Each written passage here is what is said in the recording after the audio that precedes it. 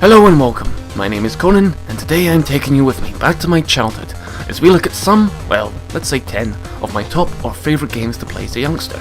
These are the games that introduced me to the vast, vibrant, and very exciting world of modern gaming, and sparked the passion I have for video games today. So let's begin, and first up we have... Okay, I can't keep up that narrator voice throughout the whole video, I'm sorry. It starts. The Lion King on Sega Mega Drive, one of the first games I was to witness, and certainly not a bad one to start out with. A 2D platformer based around the popular Disney movie The Lion King, and in this game you play young cub Simba, who has to hop and jump across shit to get to somewhere. I don't know the plot, I've never even seen the movie. Anyway, this game is very cute and generally not too challenging, though it has its trickier parts, and talking about the cute factor, one of Simba's attacks is an adorable little roar. But despite this game being very cute, it also managed to be very creepy. It was one of the first games to really creep me out as a kid, and I think the main offender was the music. Put it this way, this is not something upbeat and melodically catchy composed by Elton John. This is...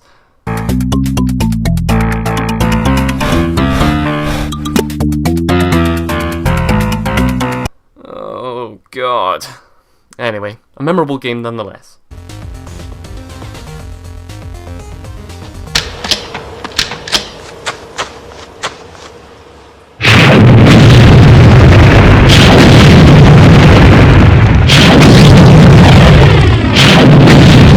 Moving on to my favourite gaming platform of all time, the PlayStation. By the way, this list is in no order of best to worst or quality or when I played them or anything, so just stating that right now. The next game is Army Men 3D. I may be the only one amongst my mates who has played or even heard of this game franchise, and this particular installment is a cracker. Like World War II but for little green plastic toys, Army Men 3D puts the player in the battlefield, or sandbox, as I reckon this is all happening in a child's imagination, hence why you play as a kid's toy, but I don't know, and you must complete your solo mission. However, you are faced with the enemy that is the Tan Army. Another bunch of little tiny plastic men, but tan. So obviously you have to shoot these little buggers along the way. Anyway, what I found great about the game was the movement. You could go to prone and roll, crouch and stand like modern shooters today, and I liked the way your character froze in a sturdy pose whenever you aimed. It made it feel like you were moving a real plastic toy about, which can also be said about the stiffness to the turning and manoeuvring. Apart from that, the game has a simple yet effective level design with little colours, and I would say this is done because the two colours central to the game's story, green and tan, are very dull in themselves and they don't want striking colours and visuals of the levels to overpower the main colours. Plus, war is very bleak, let's face it. Also, the game has one of those soundtracks that, when you hear it, just sticks in your mind, and the sound effects like gunfire are threatening and impressive. As well as trying to beat the main game, my brother and I used to 1v1 each other in the game's two-player mode. That was a lot of fun. If you have a PS1, I highly recommend picking up this game, although it may not be that cheap, so make sure it's second hand. And same with all the games on this list, I'll say that now so I don't have to repeat myself.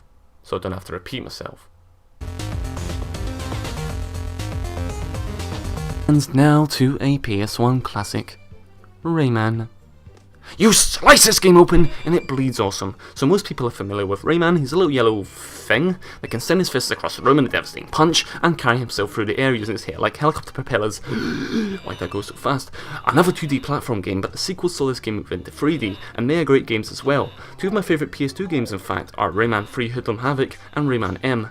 Now the original Rayman's a fun and sometimes terrifying game. Much like The Lion King, this game could really creep me out and just plain startle me at points. I mean... what the bloody hell? If that doesn't make you shit your pants, what bloody will? Oh my god. And then look at this thing! But then you end up becoming friends with it and working together. Isn't that a lovely message to kids? That's what I mean, there's an odd mixture of cute and scary which manages to work well together, like with this game. However, that game is designed to actually scare you or freak you out in some way, but this is just a child's game and I'm weird for getting creeped out by it. Did I mention this game has one of the grooviest soundtracks in video game history? So, yeah, that partnered with excellent gameplay and colourful, visually pleasing stages makes this game an absolute gem and one of the best games I grew up playing.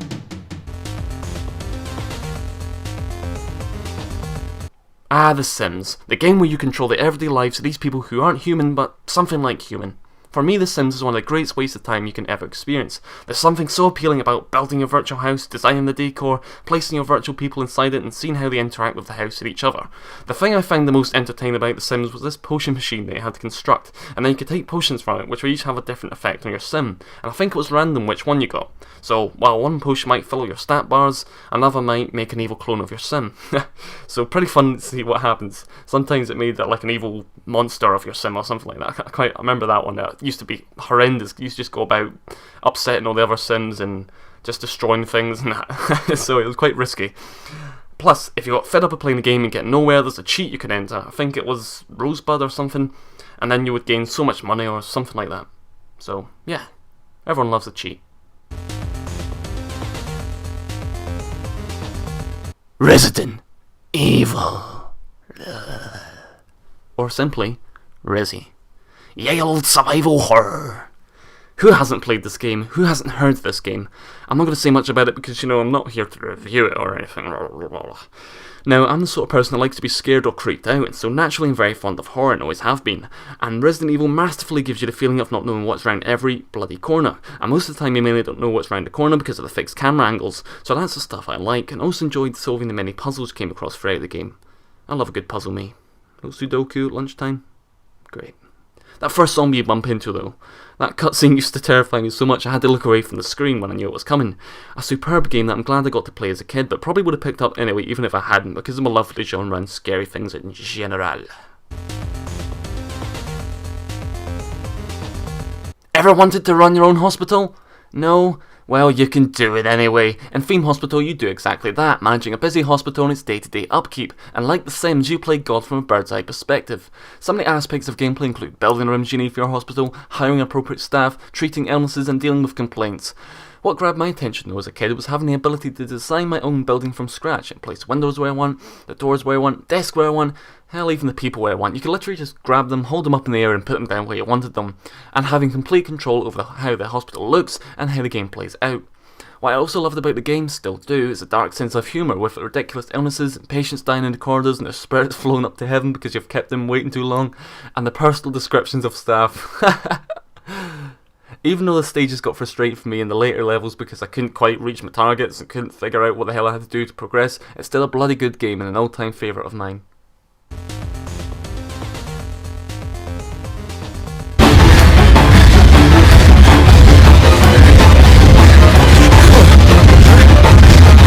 Dino Crisis 2. It's a crisis, and it involves dinosaurs. It's like Jurassic Park, but in a game. What more do you want? We return to Capcom, who 4 years after bringing us this beast, released this superb specimen of a game called Dino Crisis 2. Dino Crisis 2 because it's a sequel to the first. I never played the first because my brother only had the second one, hence I'm talking about the second one. That's the one I played growing up, that's why I'm talking about that one, and not the first or third one. I've no idea how good the other games in the series are, but I hope they're as good as this one, I truly do. Like Resident Evil but replacing the zombies with dinosaurs, Dino Crisis 2 offers a truly terrifying experience. I didn't really focus much on the plot when I was little, as you do, you just kind of play the game, but I think it has something to do with time portals, and the characters have gone back in time, and they're trying to find their way back to the present while fighting a shitload of bloody dinosaurs, for fuck's sake. I can't pinpoint specific thing that I loved when playing this game, because it's just all so brilliant, but to put it simply, it was a pure thrill ride. I mean, you know how good Resident Evil is. If you haven't played this game and you own either PS1 or PS3, you should buy this game. Again, not new, because... What?! Next up we have a game starring none other than Bruce Willis. No, not Die Hard, but Apocalypse. So in Apocalypse you play as a scientist called Trey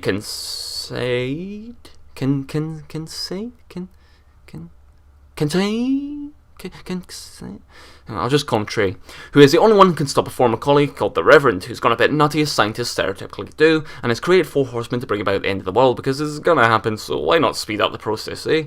In the beginning, you, as the player, bust little Brucey or Trey out of prison and slaughter your way throughout the many levels. It's quite a lot, which is very nice, and conquer the bosses, which are said 4 horsemen: War, Plague, Beast and Death, with some smaller bosses at the end of levels as well, including an alligator in the sewers.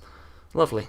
What I enjoyed about the game were its unique controls of triangle to shoot in front of you, X to shoot behind you, square to shoot to the left of you, and circle to shoot to the right. Well, it's the only game I've ever played with button configuration like that anyway. And you could combine these buttons to shoot a particular direction you wanted, like northeast or southwest, which is cool. The camera could be directly behind you 1 minute, or it could pan out and follow you side on, which made the game world seem much more foreboding and made you feel much more vulnerable, and the levels were already very dark, menacing and creepy by themselves. The audio and sound design of this game is another factor which kept me playing, with awesome gun effects, explosion effects, cheesy one-liners from B. Willie, that's Bruce Willis by the way, and a soundtrack featuring one of my favourite bands of all time, System of a Down. Maybe this game's to blame. I remember playing for the city level and seeing a live music video by the band up on the wall, and I think even at the time, you know, when I was like 4 or something, I thought that's pretty impressive. The platforming aspect of this game can be rage-inducing, especially as most of the time there's a number of baddies trying to kill you at the same time, and jumping to avoid bullets often means you end up falling off the moving platform you are on, unless you're just too bloody pro at the game and beast every level. Well, good for you. This game is action-packed and never gives you a dull Beep. This game is action-packed and never gives you a dull moment. It's just timeless. I was not doing that whole thing again. Stuff it.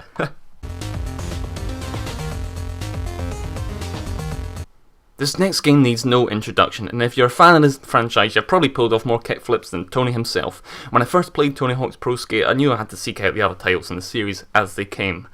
Doing massive trick combos, flying off vert ramps, completing challenges the game gave you, and the fact you only had a couple of minutes to complete each level all made this game very exhilarating. Every level had a secret tape which was always hidden or placed somewhere high out of your reach, and you had to figure out how to get to it. So the game didn't just require you to mash buttons and do tricks, it also forced you to think and plan, which is great. Not a lot of thinking and planning, but some. But apart from a superb single-player experience, the game also offered a split-screen multiplayer mode in which my brother and I constantly battled each other to secure the highest score in trick attack or spray paint over the most objects in graffiti. These modes were super fun. It was so funny painting over my brother's objects and watching them react, and vice versa, to be honest. And if that wasn't good enough, you could also find on the game disc the Creator mode, where you could build your dream skate park and show off your talents as an architectural visionary, and then you could play through your beautifully designed park. Quality. And my hopes are set on THPS5 to restore the classic gameplay we all know and love. Even if it's similar to Pro Skater 4, I'll still be very happy. Tony Hawk's Pro Skater 5 has been confirmed for 2015 release.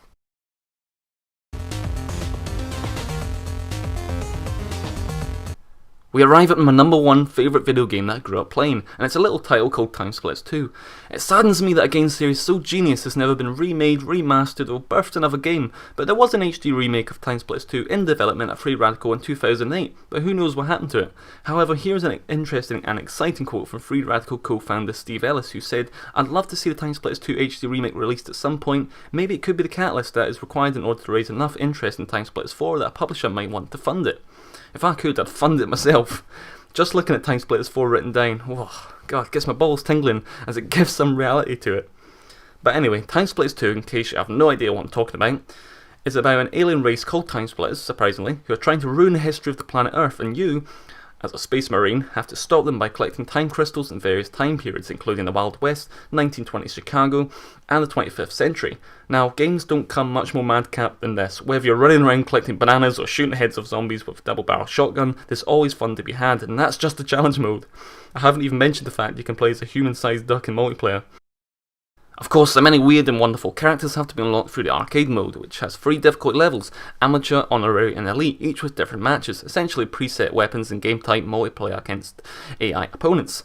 That brings me to my favourite game type of any game ever, which is Virus. Basically, Virus is a game of tag, but you pass on a visible, animated green virus to other players, and it ends when everyone has a virus or the time limit is reached, so not really tag where one player is it at one time, but hey, that's what flame tag is for. But you can imagine what fun this game type is. When my brother and I used to play this, you'd think someone was being murdered because there was so many screams as whoever had the virus caught up to us, because all you did was run away and it was bloody scary. Or you could shoot the virus carrier, but you risk them spoiling behind you and creeping up on you. But luckily the game has this swooshing noise in place whenever someone spawns in, so you know if someone has spawned near you, and that takes me on to the soundtrack. A great job was done on this. Each track is perfectly suited to the level or map it's heard on, whether it's minimalistic and eerie to match the feel of the dead, empty hospital, or percussive and exotic to match the South American jungle and Aztec level. I'm talking about this because even though this isn't a review, the music of this game, it really stood out to me when I was younger. It simply does not go unnoticed, and I always find myself humming or whistling along, especially to this one.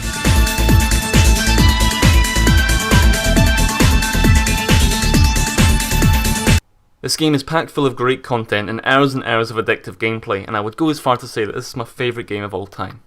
Ever.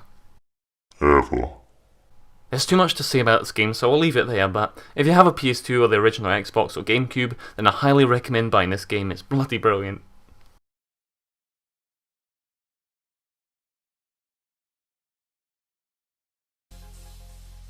Folks, thank you so much for watching this video, and if you stayed to the end, that is fantastic. It's something different from my usual uploads, so I hope you can appreciate this one took a lot longer to make than my usual stuff. I hope you enjoyed finding out a little about my gaming past. Maybe it brought back some memories for you if you happen to play some of the same games. Some nostalgic memories. Oh, I used to play that when I was a wee Wayne. A couple of my other videos are on screen there. That's it from me. Bye now.